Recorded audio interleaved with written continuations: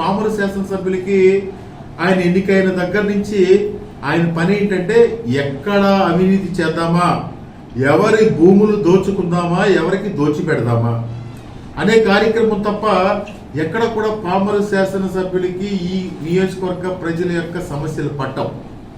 ఆ పామరు శాసనసభ్యులు నిన్న మాట్లాడుతూ ఉన్నారు. పేర్ని నాని గారి రాజకీయ అనుభవం అంత లేదు ఇతని వయసు, అంటే కనీసం వయసుకు కూడా గౌరవపోయి పేరు నాని అని అహంకారంతో కళ్ళు నెత్తి మీదకి వెళ్ళిపోయి ఏ విధంగా మాట్లాడుతూ ఉన్నారంటే ఈ శాసనసభ్యుడు ఈ అహంకారం ఎందుకు వచ్చిందంటే అనుకోకుండా పదవి వచ్చేసింది. అనుకోకుండా పదవి వచ్చేసి అనుకోకుండా అవినీతి చేయడానికి అలవాటు అయిపోయి రోజుకి కనీసం ఏ శాసనసభ్యులు ఈ కృష్ణా జిల్లాలో ఇంత ఆదాయం ఉన్నటువంటి శాసనసభ్యులు ఎవరు లేరు.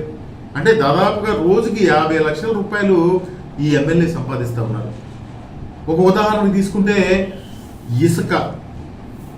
ఇసుక మీద చంద్రబాబు నాయుడు గారు చెప్తారు ఇసుక ఫ్రీగా ఇచ్చేస్తున్నాం అని చెప్తారు. కానీ ఈరోజు జరుగుతుంది ఏంటంటే రొయ్యూరు లక్కపల్లి క్వారీల్లో ఒక మామూలుగా అయితే ఏదో లోడ్కి ఇంత అమ్ముతారు, కానీ ఇతను ఎలా అమ్ముతున్నారంటే ఈయనే స్వయంగా వాళ్ళిద్దరు తమ్ముళ్ళని, ఆ తమ్ముళ్ళ పేర్లు ఏదో చాణక్య చైతన్య అంట, ఈ తమ్ముళ్ళని సాయంత్రం 7 గంటలకి వసూళ్ల కోసం పంపిస్తారు. వీళ్ళంతా కలిపి ఒక ఆటో నగర్ లో ఒక ఆఫీస్ పెట్టారు.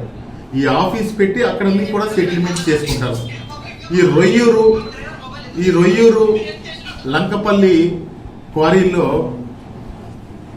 ఏ విధంగా వసూలు చేస్తా ఉన్నారంటే ఒక ప్రొక్లైనర్ డిప్ప, అంటే డిప్ప దాదాపుగా